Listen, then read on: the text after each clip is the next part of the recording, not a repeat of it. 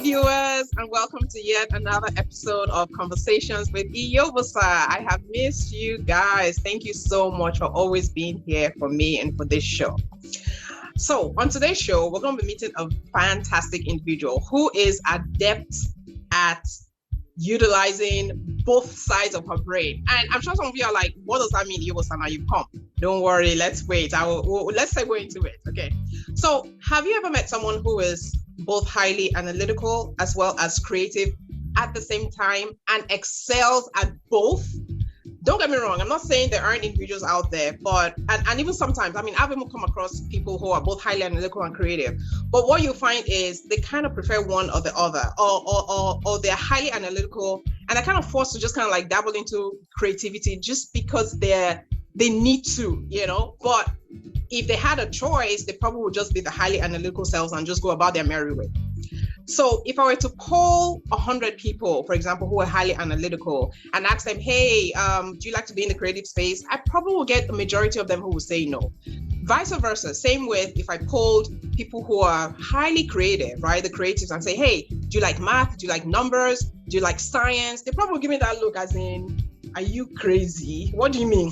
Please get out of here, you know? So, but anyway, on today's show, we are going to be meeting a fantastic individual who excels at both.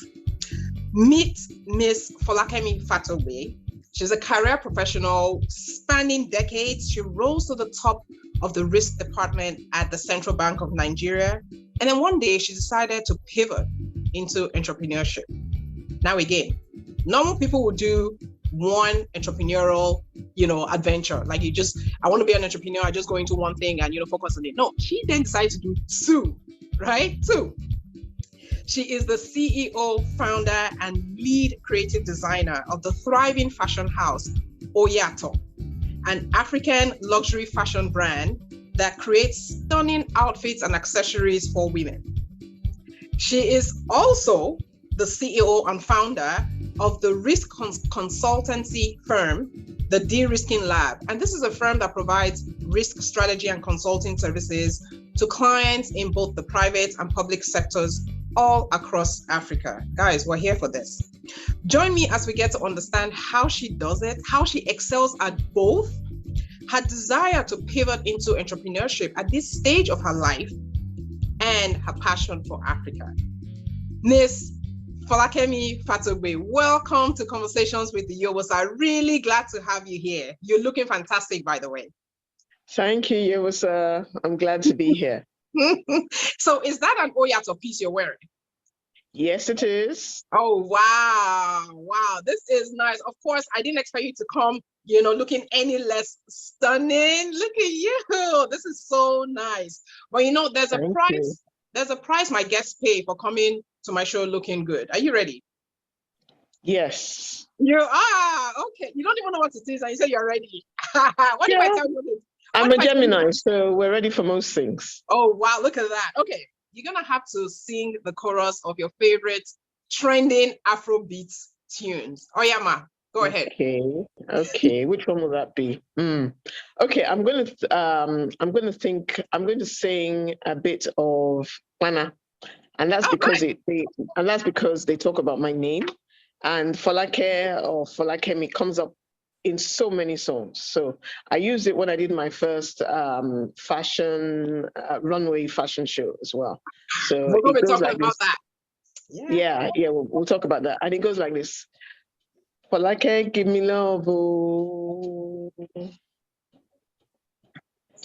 Love, oh. Now you they catch my shot too. For your sake, I could go church. We go ride around in my Porsche. Baby, can we stop there before it's not my? Yeah. Thank you. You did so well. Baby, and he keeps on singing for give me love. Right. You know what? I wonder why they use Folake so much. You're right. It's so many tunes, Folake. What is the significance of it? I wonder. I guess it's a meaningful name. It means to be pampered with joy, happiness, and wealth. That's what it means. Ah, Yeah. wow. Well, now it makes sense. It makes sense. Thank you so much for serenading us with Mana. That is just, I didn't think you would do it. I hope I didn't deafen your viewers, your No, no, listeners. no, no, no, no. I'm sure they enjoyed it just like me. No, you did good. Thank you so much. Okay, that was awesome. So from the Thank you. little Yoruba that I understand, right? Oyaato means, it literally means it is different, right? Yes. Kindly give us some context into your fashion brand Oyaato. What was the mission and purpose? I mean, this brand is less than 2 years old, and like you mentioned, you already closed out the catwalk for the, what was it, the Africa Fashion Week in London. Wow, Yes, that that's speaks right. volumes. Yeah. So tell us Yeah. about this. Why did you decide to open the brand Oyaato? I guess for most of my life, I've also been very creative. So I've written a book, I've done property development. I've always been interested in fashion. From when I was in uni, you know, in Nigeria, we do a lot of, we go to tailors a lot and get things made. And when I was in uni, we used to wear clothes and design them. We used to go through Vogue magazine a lot, and you know, we'd wear our clothes with a And you lot like of cut out, swag. you took out the pieces, and Yes, yeah. yes. And people would see us and say, "Oh, you look like somebody that just stepped out of Vogue," from the designs that I designed at the time. And I used to design for my friends, ball gowns in particular. So when it was coming to the end of my tenure at CBN, I wanted to do something that would bring out, because one of my objectives in life is to actually empty myself before I die. So when people always say, "Oh, you're successful," and they were saying this to me 10 years ago, I'm like, no, not yet. I'm successful when I've poured myself out. So all the talents that God has given me, when I pour them out. The brand itself is, I'll describe it as it's focused on women for now. Okay. I would describe it as a luxury clothing and accessories brand, and it's made in Africa. And Oyaato, we love the fact that people tell us that we really do live and breathe our name. I've just come back from a meeting with a retailer in Lagos, and they were so excited when we brought out our pieces. They absolutely love them. People come across us and they're always saying, "Oh gosh, you're so different. You're so different." So Like that is literally, such, Oyaato. yeah, yes, yes. So that is such a validation. And then when we tell them what our name means, then they're like, "Oh, no wonder," you know. So yeah, so I'm doing it. I started doing it when I left CBN, and we actually did our launch last Christmas. Okay. It's run by myself and my daughter, but my daughter's just finishing her first degree, so she'll be joining me fully come September. Wow, that is amazing. So it's like a mother-daughter duo. Yeah, so This it's is fantastic. cross-generational. Yes. Yes, yes, yes. So how did you think about, maybe let me probe a little bit the name. How did it, was it like an aha moment or like a light bulb moment? You know, like why Oyaato? Like how did that, of all the names, you know? Because there are loads of designers out there, and I wanted a name that would be easy to pronounce, because our view and our ambitions are global. We Okay. wanted a name that would be easy to pronounce by someone in Hong Kong, someone in China, someone in the UK, someone in America. Okay. So we couldn't, when we actually, Oyaato itself is actually spelled with a single A. So Okay. all those websites were gone. But when I tried with a double A, it was available.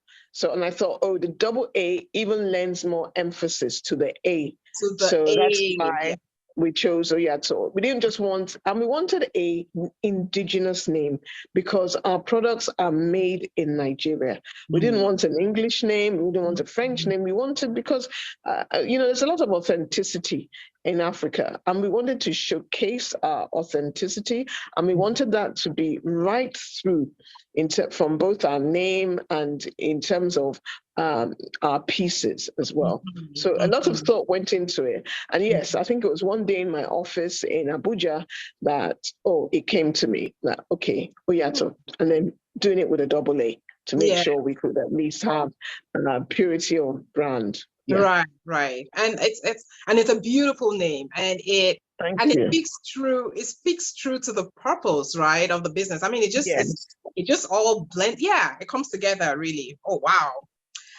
Okay. Thank Thank you. you so much for that background. I think I'm loving, there's so many things I love about it. The fact that it's a mother-daughter duo, the fact that it is made in Africa, made in Nigeria, made in Africa, indigenous, right? You know, it is, Yes. let us showcase what we're about. And to your point, we're getting known for like our fashion pieces, our fashion statements, you know. And I was telling a friend the other day, I was like, look, very, very soon, just as the French or the Italians are known for, you know, for their fashion and all that, Africa is fast becoming a force to reckon with when it comes to, Oh, or yeah. Nigeria, Nigeria, when it comes to fashion, right? And our pieces are just Yes. lovely. The fabric, the colors are just so vibrant. So we're here for it, man. Definitely, definitely. Yeah. Okay. I say that we should follow the music. Mhm. 10 years ago, people only knew about Fela, Miriam Makeba, but now look at where our music is, African music. The last Grammys, they say there were 15 African artists that had Artists. nominations. So you go into a Selfridges, a Harrods, a Saks Fifth Avenue, and we're hearing our music. You're in Dubai, Afrobeat. you're in China, Yeah, you're yeah. hearing Afrobeat. So follow the music, Yes, follow the yes. Afrobeats. And it's fantastic. You just feel at home. You're like, oh, wait a minute. And then you start, no, don't get me started. Don't get me Yeah, started. exactly. So when you and I hear you when you say in your discussion just now, you know, that when you decided to, or when your tenure was up, you know, at the CBN, and you decided to, you know, create Oyaato and empty yourself out, was there a sense of trepidations, you know, because you know how it is when people are trying to go into set up their own businesses or go into entrepreneurship, right? There's that, especially when you're living a 9 to 5, without a doubt, there's that whoever doesn't feel that sense of trepidations is probably, I'm yet to meet that person, right? Because you're living a known quantity for an unknown, for the most part, right? Until it's proven, until it's, you know. So can you walk us through your feelings, I guess the emotions you went through, or maybe for you it was a breeze. I wouldn't say it was a breeze because I used to live in the UK for many, many years. All my working life had literally been in the UK. Then I came back to Nigeria, and I came back to Nigeria into a job. So, so that was seamless. Now, Okay. moving from CBN into the Nigerian business environment was a totally different kettle of fish. Because as you know, out here, you have to supply your own water, your own electricity.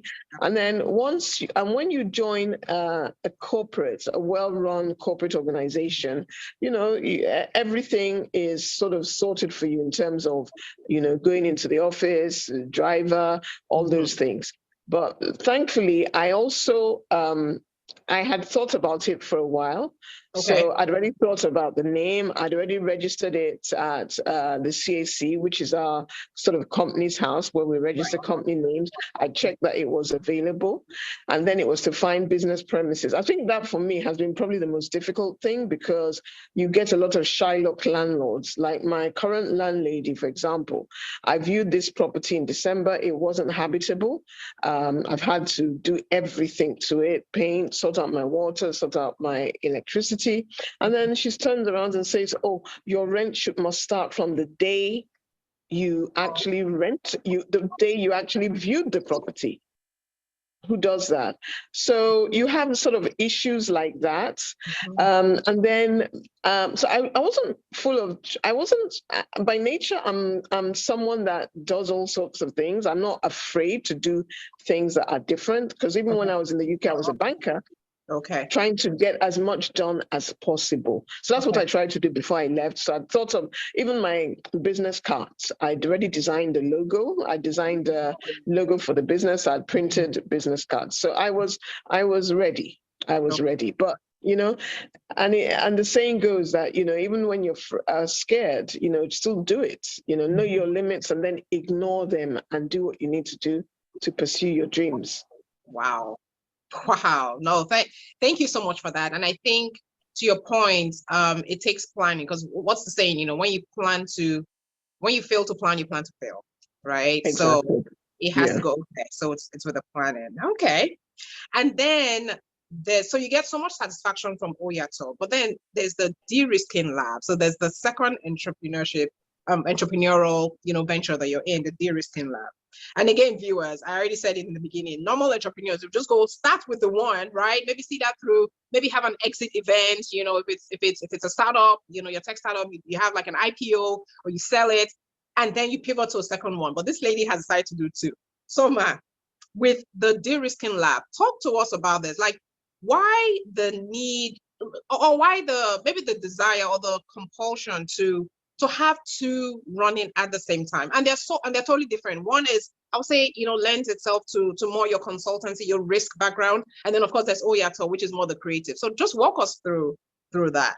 Yeah, essentially, we all know, like Nigeria, for example. Nigeria is a country that has typically been dependent on oil, crude oil, petroleum for like 85 to 90% of its FX revenues. We don't have a country that is diversified yet. We are still the poverty capital of the world. We still have a lot of unemployment. And so there are many job seekers and not enough job creators. So what I have tried to do, the way I sort of see it is, yes, the de-risking lab plays to my sort of the intellectual, analytical side, and it builds on my decades of experience in risk management and banking. And then Oyaato is more creative, but they actually do meet at one point, because I've always seen myself, I've never really described myself only in terms of risk management. It's in terms of risk and opportunity management. And to leverage opportunities, companies need to be de-risked. So that's why I call it the de-risking lab. So the whole idea is to leverage my skills, both my entrepreneurial and my risk management / banking skills, to de-risk businesses and link them to finance. And to do that, so I help businesses that have problems with their financing, that have issues that need a bit of restructuring. I also do a lot of training. So like a few weeks ago, I was in Ghana training some directors, training boards. I do that, so, and I also see the Oyaato as a proof of concept of proper risk and opportunity management. So they actually meet. Was it last year that I was at the Leather Fair talking about de-risking the creative industry? So that was marrying both sides of my experience. So many a time they actually do meet in the middle somewhere. Yeah. Oh wow. Okay. And yes, I think I follow you on Instagram. No, not Instagram. On LinkedIn, and I saw posts where you were in Ghana, providing training to the Ghanaian officials, and I was like, hey. So I was reading up on that, and it's fantastic what you do, ma'am. So. And when you say you're passionate about Africa, it's not empty talk, right? You actually put your money where your mouth is. You teach, and like you said, you teach and encourage leaders to embrace agile leadership as a way of thriving in today's VUCA environment. So VUCA is VUCA, VUCA environment. What do these terms mean, and how do they particularly affect Africa's progress? Can you enlighten us? Yes, VUCA, post-COVID, with COVID, the world went through many hiccups, economic hiccups, supply chain hiccups, all sorts of issues, which affected economies and their growth. And one of the things that have come out of it is, and also not just because of COVID, but because of digitization. So we live in a very, very fast-paced world where things change very quickly. You get new businesses that can come in today and make very well-established businesses redundant. Look at what Netflix has done. Look at companies like Kodak that were there many years ago have now disappeared. And we constantly read, the other day it was Toys R Us, because digitization has affected, the way consumers actually buy. So VUCA is a term. It's originally a military term, but VUCA the V stands for volatile. Okay. So we're in a volatile environment where commodity prices, currency prices can go up and down. There's great uncertainty. So that's what the U stands for. C is complexity in that. And we saw that in the global financial crisis, and even with COVID, how quickly things can spread, contagion risk, how something happening in one market can quickly affect what's happening in another market. We saw during the global financial crisis how mortgage-backed securities, that was an issue in America, affected the whole world. We saw how a virus in China literally shut the whole world down. So there's a lot of connectivity, which creates complexity. And complexity creates ambiguity, which is what the A stands for. So that's what it stands for. And because of all of that, there's a need in Africa, which Africa has a huge youth population, but in terms of contribution to global population, Africa contributes 16.72%. But when it comes to contribution to global economic wealth, GDP, we contribute less than 3%. Africa also contributes less than 3% to global trade. We need to create balance. There should be a balance. Our manpower needs to be more productive so that Africa has a greater share of the world's wealth. Africa should not just produce commodities that we then export at a relatively low price to more advanced economies who add value to these commodities and then sell them back to us at triple the price. So that's why I'm passionate about Africa, because I see that Africa is yet to take its place in the world. And Nigeria is Africa's largest economy. So Nigeria must lead by example, and there are opportunities. There are opportunities. Africa doesn't do enough trade with itself. I was in Kenya, and I keep on speaking about Kenyan chocolates. I was there for a business meeting. I went into Carrefour. Carrefour is a French-owned supermarket, or like a hypermarket, really. And I wanted to buy chocolates because I've always had a sweet tooth. God help me. And so I came across. I wanted to buy my typical Cadbury's, and then I saw these really, really attractively packaged Kenyan chocolates, and they had all sorts of flavors. I bought more Cadbury's, but then I said, okay, I'm going to try these Kenyan ones, and they were absolutely delicious. But we can't find those chocolates in Nigeria. We can't find them in Ghana. Before buying the Kenyan chocolates, did you know they were Kenyan made, or did you just thought, you did? I found out there. On the top floor. Yeah. Okay. And so I've been spreading the word since then that why can those chocolates not be found in Nigerian supermarkets, but we can find European chocolates in Nigerian supermarkets. And I'm just using Nigeria as an example. I'm saying Africa needs to trade more with itself. We need to buy African. We need to support African. We need to think African. That's how we can create prosperity within Africa. So doing these things that I'm doing, consulting on the one side and producing on the other side, I'm hoping to make my own impacts and contribution to rebalancing that less than 3% to the 16%. Yes. Wow. No, you're right. I think it's up to us. When I say us Africans, right, to bring about the prosperity that we want to see within Africa, right? There's only so much an outsider can come and do it, but we need to. We need to start to get with the program, basically. Right? Yes, absolutely. Wow. No, it's been an utmost pleasure having you on the show, Ma. So, but before I let you go, in 1 minute or less, what words of advice would you have for viewers who are sitting there watching this and thinking, oh my goodness, she was able to pivot into entrepreneurship, in this late stage of her life, and I've been sitting here mulling over it. Like, what words of advice would you have for someone who's been contemplating, just really maybe either leaving the 9 to 5 or just, jumping into entrepreneurship? What would you say?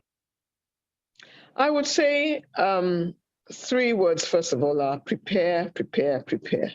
Do your homework, do as much as you can before you jump in.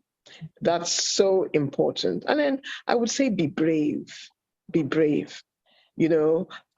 Why aim for the treetops when you can reach for the skies? And their footprints on the moon anyway.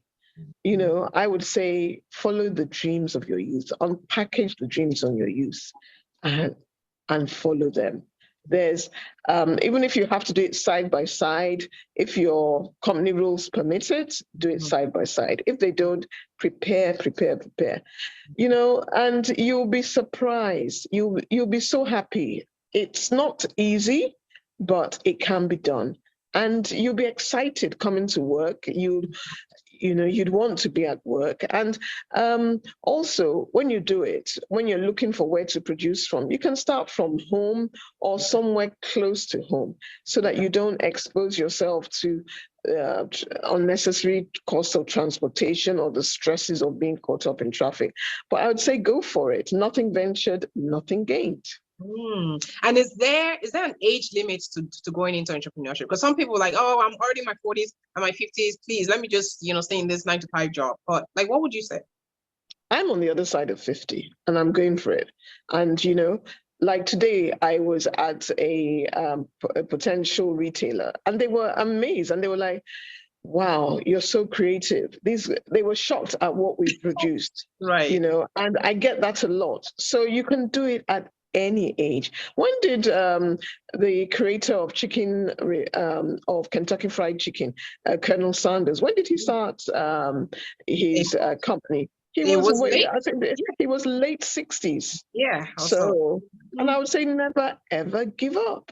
Don't give up. Wow. Wow.